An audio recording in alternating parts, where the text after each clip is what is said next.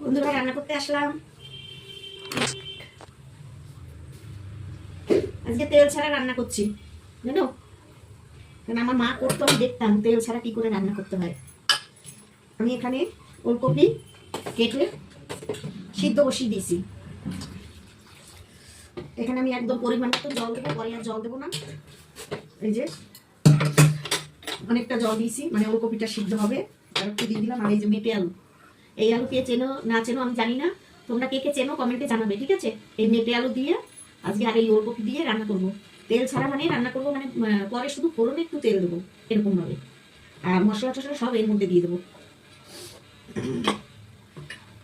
মশলা বলতে শুধু জিরে বাটা লাগবে, আর কিচ্ছু দেবো না। ধনে পাতা লাগবে লাস্টে। এতে কোনো পেঁয়াজ রসুন কিছুই চলবে না এই তরকারিটায়।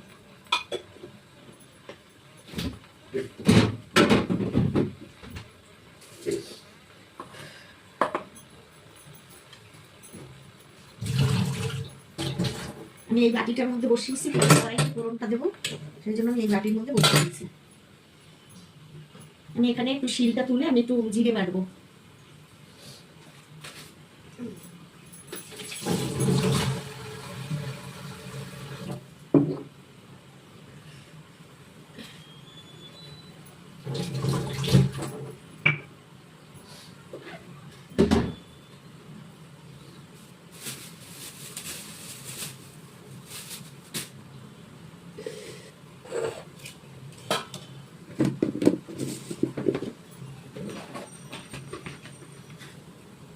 এক চামচ গোটা জিরে নিচ্ছি, আর অল্প একটু নিয়ে নিলাম। আর আমি এটার মধ্যে হলুদ সামান্য দেবো, বেশি দেবো না। আর এক চামচ নুন দিয়ে দিচ্ছি। ওলকপিটা যখন সিদ্ধ হবে আর্ধেক, তখন আমি ওই আলুটা দিয়ে দেবো, না হলে আলুটা গলে যাবে, ওলকপিটা সিদ্ধ হবে না।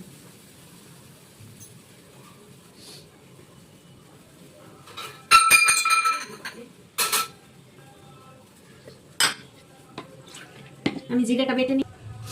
আমার জিরে বাটাটা হয়ে গেছে। আমি এবার এই আলু, এই ওলকপিটাও মোটামুটি সিদ্ধ হয়ে গেছে। এবার আমি আলুটা ঢেলে দিচ্ছি।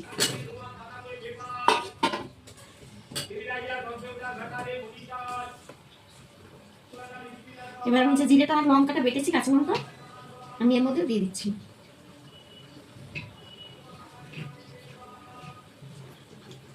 এটা কোনো কাঁচা গন্ধ করবে না, কারণ আমি লাস্টে ফোড়ন দেবো, সব ঠিক হয়ে যাবে। আর তো ভাবছেন অনেকে যে জিরের একটা কাঁচা গন্ধ, কিচ্ছু হবে না, খেতে দারুণ লাগবে। এরকম ভাবে একবার করে খেয়ে দেখবেন।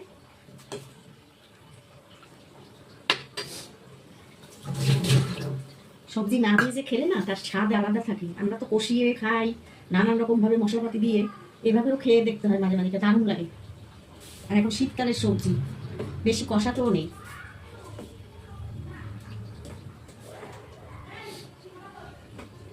আর এই আলুগুলো সবসময় গরম জলে দিতে হয়, ঠান্ডা জলে দিতে নেই, তাহলে সিদ্ধ হতে চায় না।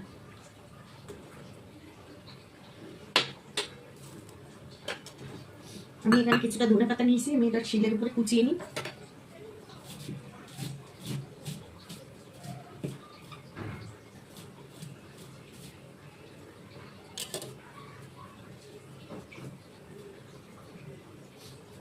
এটা আমি পরে দেবো। আর আমি চিংড়ি মাছ একটু সর্ষে বাটা আর লঙ্কা দিয়ে বানাবো, তার জন্য চিংড়ি মাছও বের করে নিয়েছি। আমি এখানে একটু সর্ষেটাও বেটে নিই। 2 চামচ সর্ষে নেবো, 1 চামচ,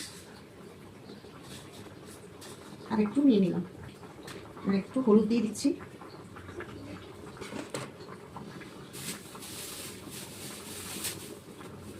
একটা লঙ্কা নেবো।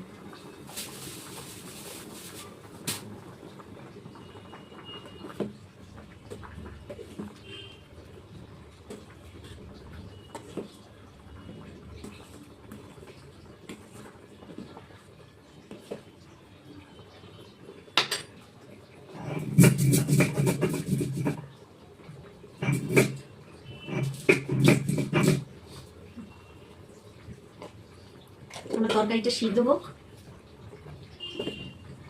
মোটামুটি বেশি সময় লাগবে না, তাড়াতাড়ি হয়ে যাবে। আমি এবারে ফোড়নটা দিয়ে দেবো।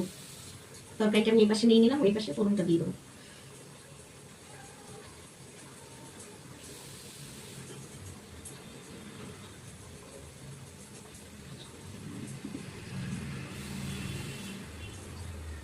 বেশি তেল লাগবে না। আলুটা আমি একটু প্রেসারে দিলাম, তাহলে তাড়াতাড়ি হয়ে যাবে। কারণ ওলকপিটা না আগে সিদ্ধ বসিয়ে কিন্তু ওলকপি মানে সিদ্ধ হয়ে গেছে, সেই জন্য আলুটা একটু সময় লাগে বলে ওলকপিটা গলে গেছে। বেশি সিদ্ধ করলে আর ভালো লাগবে না। এটাকে আমি নিভিয়ে দিই।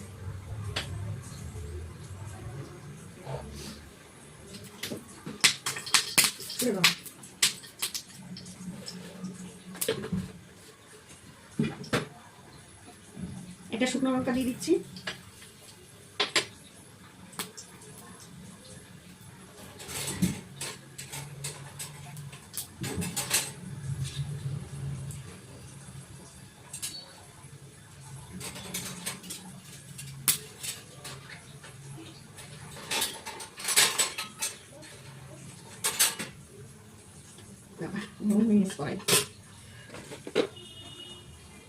আমি রাঁধুনি ফোড়ন দিয়ে দেবো 1 চামচ।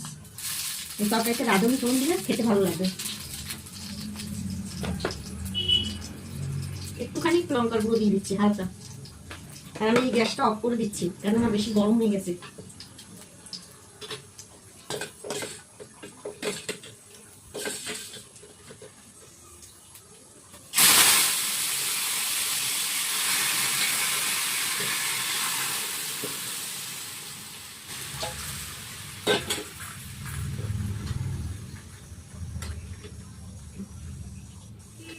পেয়ে উঠছে।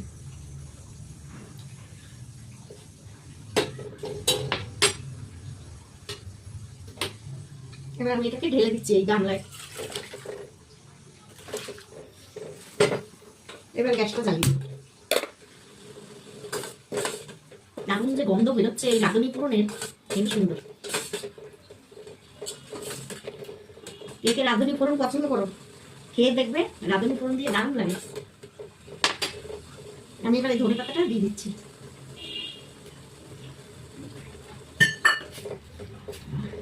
উঠছে।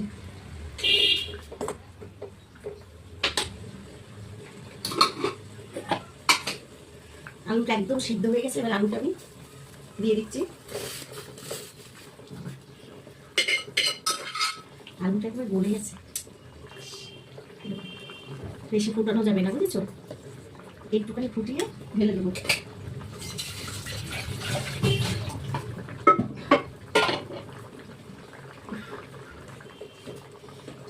দারুণ গন্ধ হচ্ছে। এই তরকারি গুলো না আর কিছুই লাগবে না, এত ভালো লাগে খেতে। এই আলু এরকম করেই রান্না করে, এগুলো কষিয়ে রান্না করতে নেই। এবার আমি গ্যাসটা অফ করে দেবো, না ঝোলটা গাঢ় হয়ে যাবে।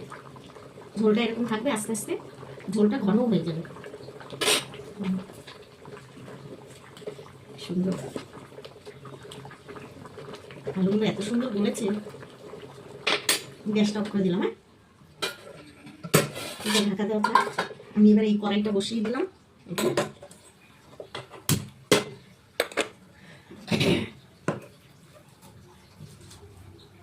চিংড়ি মাছটা দিয়ে দিলাম কড়াইয়ের মধ্যে।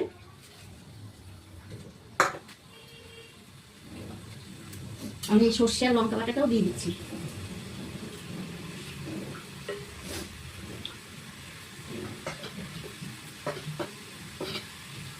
শিল দেওয়ার জলটা দিয়ে দিচ্ছি।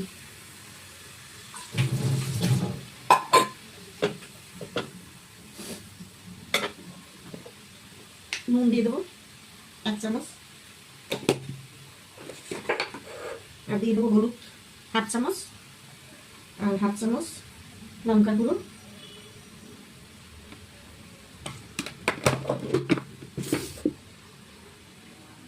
আর তেল দিয়ে দেবো।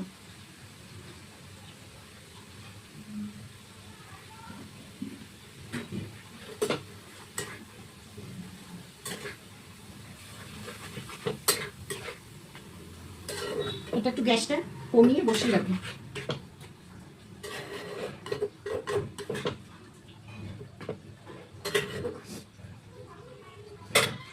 আমি এবার এই প্লেটটা দিয়ে ঢেকে রাখবো, এটা আস্তে আস্তে একটু সিদ্ধ হবে, বেশি সময় লাগবে না। দেখি কতটা হলো, একদম রেডি, সুন্দর হয়েছে দেখো, একদম তেল ছেড়ে দিয়েছে।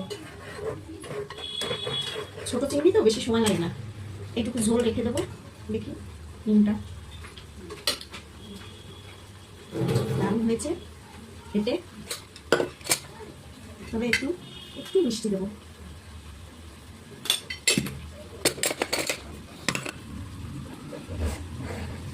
আর একটু ফোটা নুন লাগবে, ব্যাস।